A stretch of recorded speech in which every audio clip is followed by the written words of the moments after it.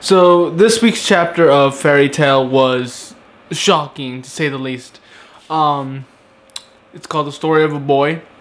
And just to get the more minor stuff out of the way, I'm gonna skip the main focus of Gray and Silver and save it for last, because it is the most important part of this chapter, and it might be the most important part about next chapter, according to the title. But anyway, Natsu, Gajil, and Juvie are still fighting the demons. They're switching it up, switching opponents. Demons are holding their own. Lucy's trying to get them to fight, like, no, stay down. And Natsu says, yeah, they're here, we can smell them, because Sting and Rogue apparently smell bad or something. I don't know. I can only assume they had to run all the way over here, and they must be sweaty as hell. But, then Sting and Rogue are fighting Mard Geer. Mard Geer is holding his own. Well, not really. He's just kind of like enjoying the fights, like, oh, this is so much fun. You think you can actually beat me? Ha ha ha ha.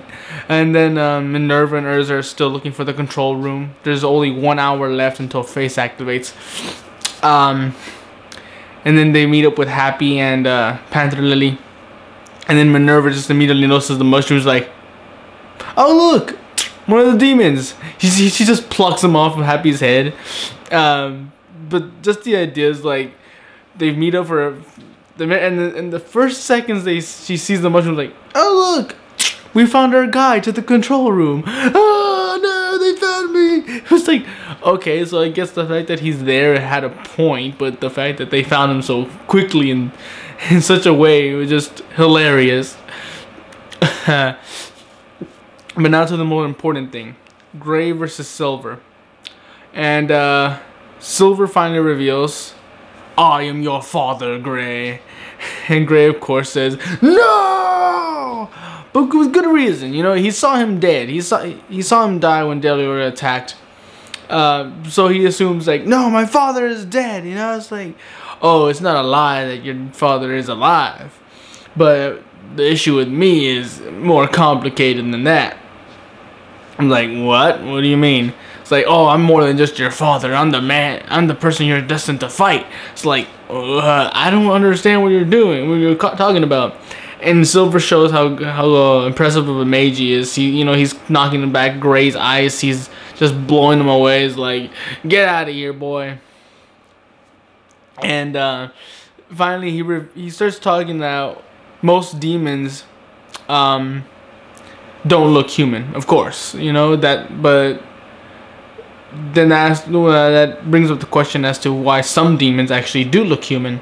It's because it's difficult to retain their demon form or perform their duties in silence while looking the way they do. So some demons actually possess the body of a dead human. You can see where this is going.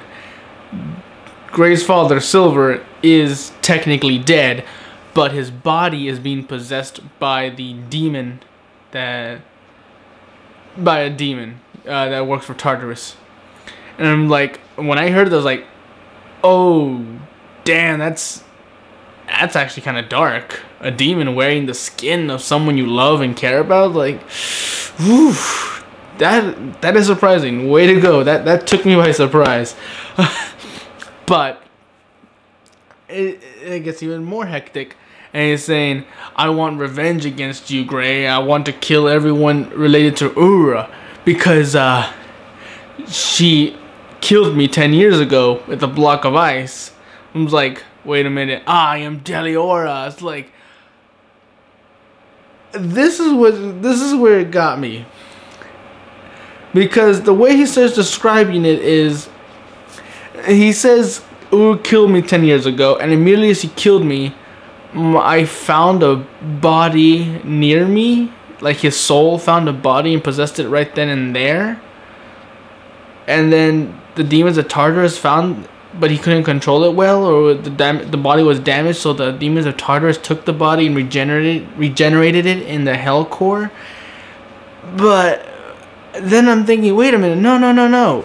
Deliora attacked Gray's town, probably killing his parents, months before he became an apprentice to Ur. So then, and I'm sure when Ur killed him, it was in a different town, unless that was the same town. He just happened to be walking back from his trip, or was he just revisiting the scene of the crime? But either way, it's like, wait, how did you find the body near you? It was just you died in a different village. It's like, I don't understand what's going on. It's not making. There's a lot of questions in my head. It's like, but wait, technically you didn't die just yet, right then and there. You died sometime between those 10 years while you were frozen in that ice. Because Ur was saying she's slowly sucking out the magic out of Deliora's body while he's encased in the ice. So I'm pretty sure he didn't die immediately. He died sometime between the 10 years he was frozen. You know, and then again, it's like, I know what they were going for, this whole shock factor that Deliora is still here. But then I'm thinking, like, well, Deliora technically came back twice. We killed him twice. And I just get this feeling like back of Bray's head's like, oh, this damn Deliora, leave us alone. Just get the hell out of here. Sit your ass down. You're done. Your story is done. Like, why do you keep coming back? But I like where they're going for this. I like this darker path. Like, his body's possessed by a demon. It's just the fact that it's Deliora that's kind of just making me all iffy about it. Now the story would probably make a lot more sense if Tartarus were the kind of demons to collect dead bodies in case they had an army of demons that needed human bodies. Like, they had this giant closet of just dead bodies hanging around. It's like, which body should I wear today? Probably this one. Again, that I'm laughing, but in reality that would have been a whole lot darker than what we're given right here.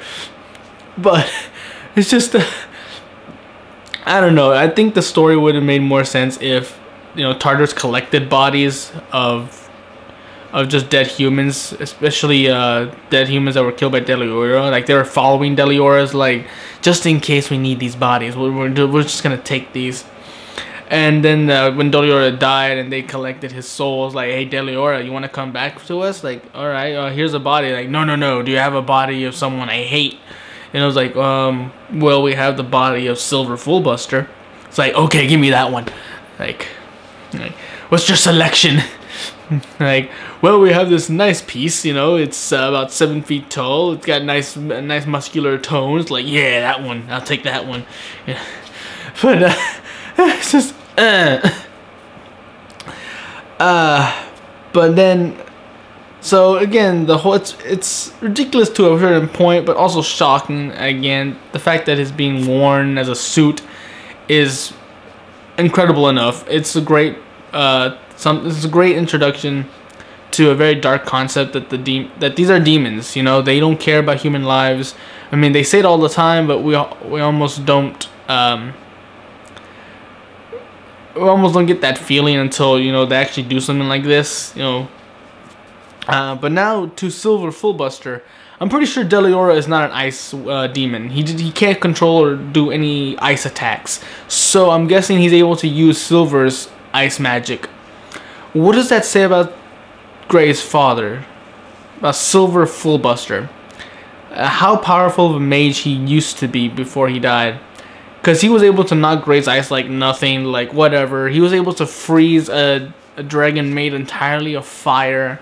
Entire village of giants. And it's just like, holy shit, you know, this guy is badass, this guy's powerful, this guy is not well known.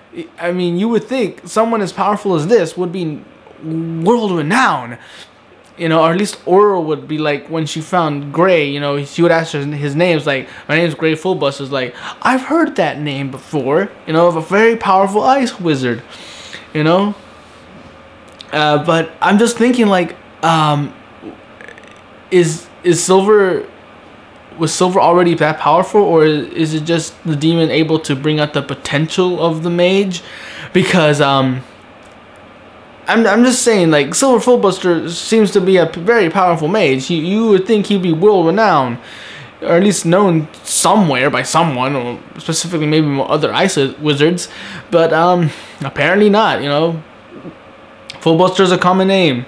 You know, you're like, oh yeah, that wizard from Fairy Tail. You know, he's just another common wizard. You know, Fairy Tail is big enough, but sure. I mean, individually, do people really know their names? But anyway, this was a shocking chapter, to say the least. For one main reason, you know, Silver, his body is being used by Deliora. And to a certain point, it gets ridiculous and even questioning at best. Like, wait, this doesn't make any sense. But I'm willing to overlook it if they do a good job with the fight between Silver and Gray. Gray is obviously pissed off, so you know he's gonna go full force. He's not gonna hold back. But it ends with a possibility that he might just use Ice Shell on Deliora and Silver's body.